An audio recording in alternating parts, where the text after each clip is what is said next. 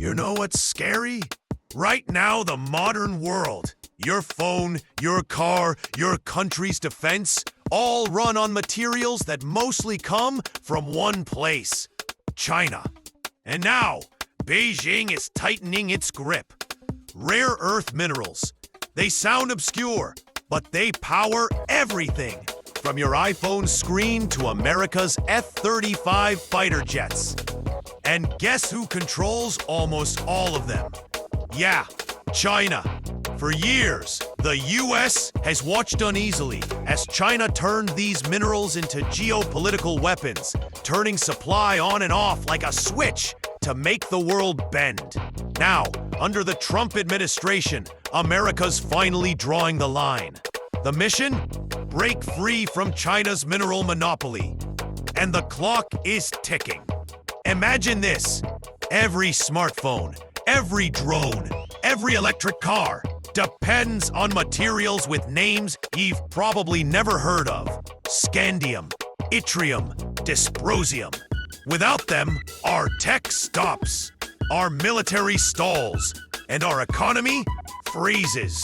That's why, as China cuts supplies again, America's scrambling, looking everywhere, from the deserts of Australia to the mountains of Ukraine, for a lifeline.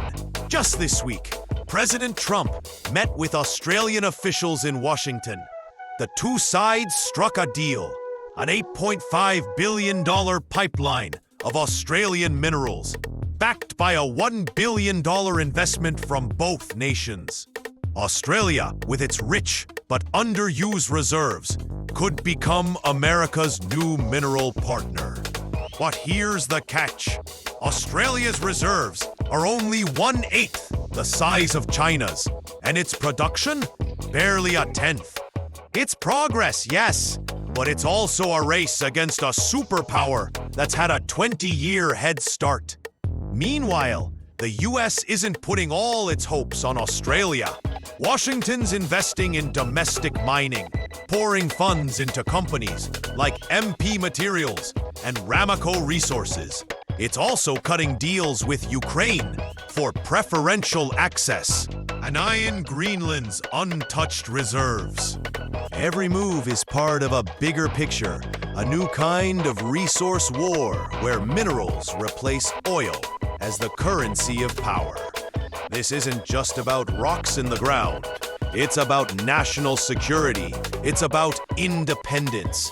And it's about whether America, the world's most powerful nation, can ever again stand without leaning on China. Because if you think wars are fought with guns and bombs, think again. The next global conflict might be fought over elements. So, remember these names: scandium, yttrium, neodymium. They may sound strange now, but in the battle for the future, they could decide who rules the modern world.